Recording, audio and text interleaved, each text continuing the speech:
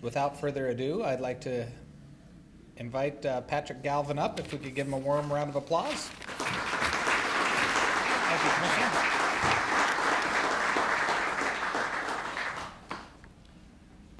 Thank you. And it's a great pleasure to be here addressing the Juneau Chamber. What wasn't identified in the bio is that my family and I lived in Juneau for a couple of years, and it was a time that is looked back very fondly with my family. We lived right up the hill, right across from the Wickersham House, and the kids still talk about the experience of living in a community that allowed them to roam down into the commercial district and go down and visit their friends, and we felt safe in allowing them that kind of freedom.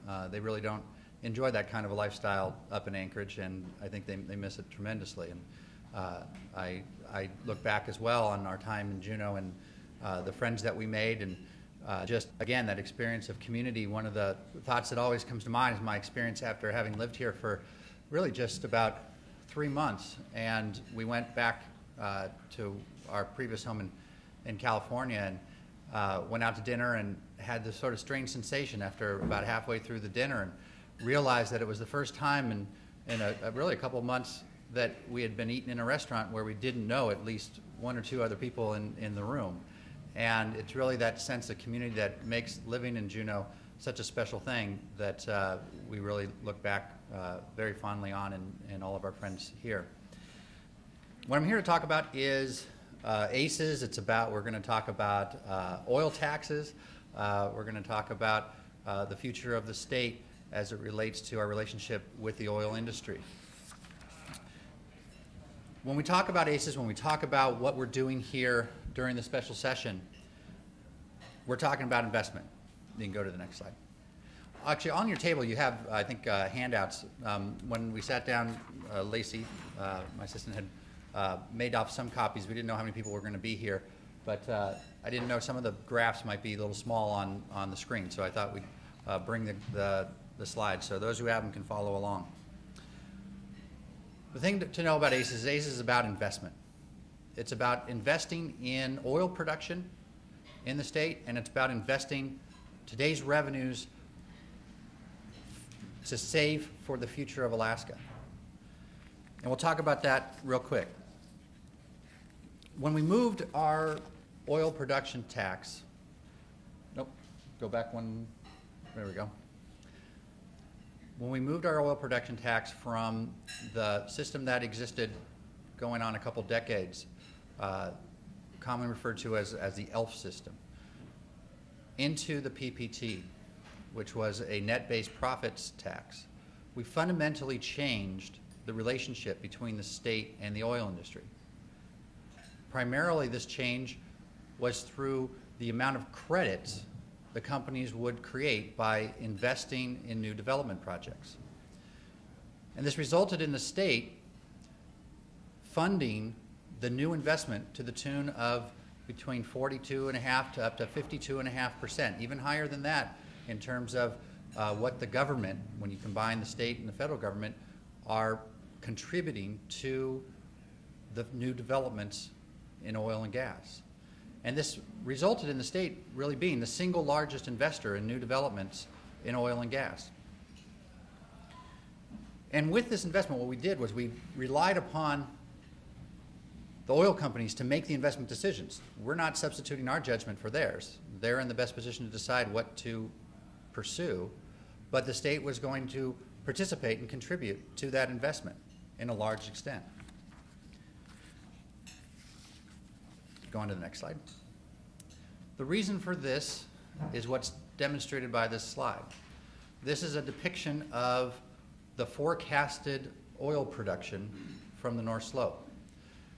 And what you see in the large area in the green here is what can be expected to be the production curve if there were no additional investments, no additional projects brought online on the North Slope. The next sliver, the next skin, represents those projects that have been green-lighted. They're going forward with their development, but they're not yet online. The investment's being made, the projects are being pursued, but we don't yet have the production from those, and that's going to represent what's shown here on this blue line. The next area, which is the key, are those projects that have not yet been green-lighted. The investment decision has not yet been made. And it's these projects that are going to keep our production level somewhere near where we currently are at that we need to preserve, and we need to protect that investment opportunity, and we need to, the extent that we can, encourage those companies to pursue those projects. And that's why we have moved to the net-based tax with the credits for investment, and why this administration is advocating that we retain that system.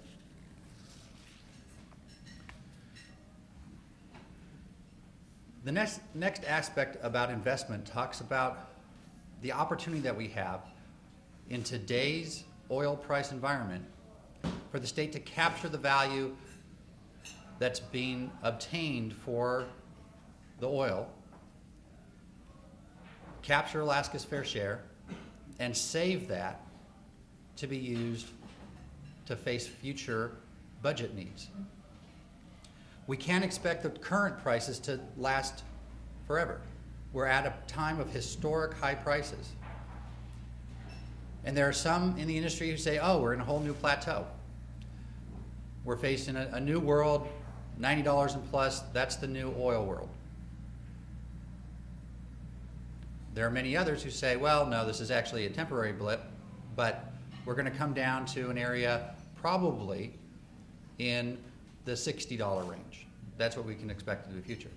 And then you have another group that are the more pessimists of the group, and they say, we've been through this before. Everybody gets excited when we hit these similar surges, and just like in either the turn into the 80s or into some other periods of time, everybody gets kind of wound up about the high price environment and the fact that this is here to stay, and then a couple years later we're back down into a sort of historic level.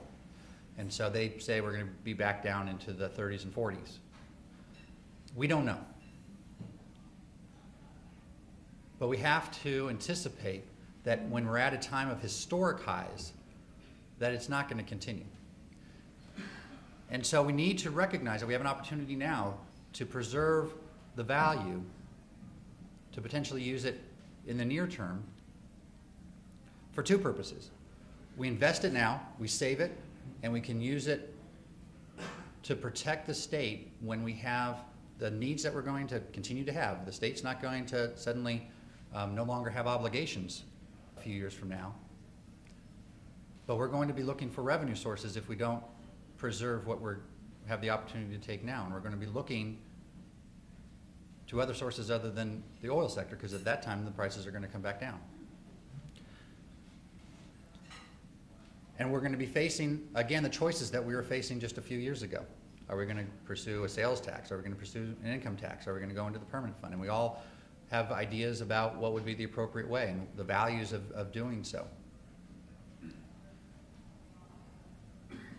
But to take advantage of the opportunity that we're provided with today to save that money and move us forward provides us with options that we otherwise wouldn't have, and choices that we may, again, be able to avoid having to make, and provides a stability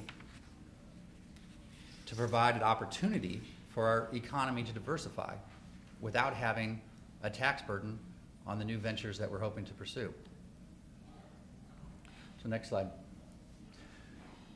We all know how dependent our economy, our state revenue stream is dependent upon oil.